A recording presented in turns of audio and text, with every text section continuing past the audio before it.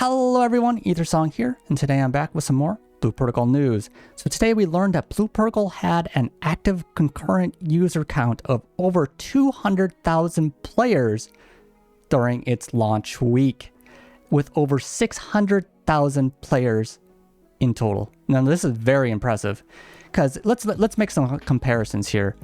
Looking at a Realm Reborn for Final Fantasy XIV, this is when it reached its max number of concurrent users. And this was a worldwide release for PC, PS4, PS3, so multiple platforms. And it had 320,000 concurrent users, which is pretty impressive for itself. But let's look at Blue Protocol one more time. So this is Japan only, for PC only, and it got 200,000 concurrent users. And this is for a new IP. Looking at another comparison, we have PSO2. This is for Japan only, but it reached 130,000 max concurrent users in 2016, I believe, right? When it launched the PS4 edition and had a large update. But even so, Blue Protocol is still massively succeeded that, and it's at 200,000 concurrent users. We can make some other, look at some other games here for Steam charts. So this is for Steam only, keep in mind, but Final Fantasy XIV is now currently at around 14,000 concurrent users, and with peaks around 95,000 there. We have Final Fantasy Star Online 2, which had a peak at 60,000, down to 2,600. Guild Wars 2, it's kind of hard to judge since this came to Steam pretty late, but it's around 2,000 concurrent users here as well. If we look at WoW, it looks like it still has maybe around 1 million players coming in every day, which is very impressive. And for online MMOs in general, we can see that the total number of players for a lot of these games, World of Warcraft is still very much on top with 125 million players. But other games, you know, Final Fantasy XIV, 43 million, Elder Scrolls Online, 22 million, Guild Wars 2, 18 million. But even so, you need to make some, you need to be aware that Blue Protocol came out, was it during Diablo 4, Street Fighter 6, Final Fantasy 16, and it still got 200,000 concurrent users. That's just very impressive, very impressive.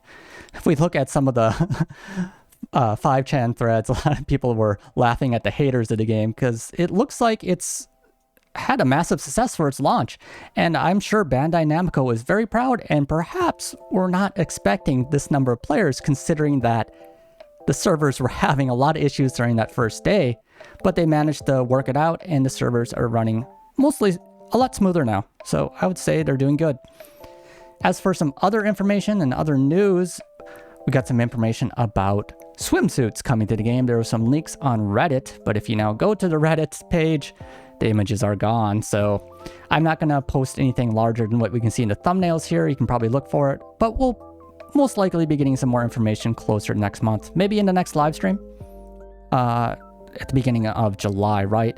But this is expected. We're expecting a swimsuit kind of event, or a swim beach kind of event coming in July next month.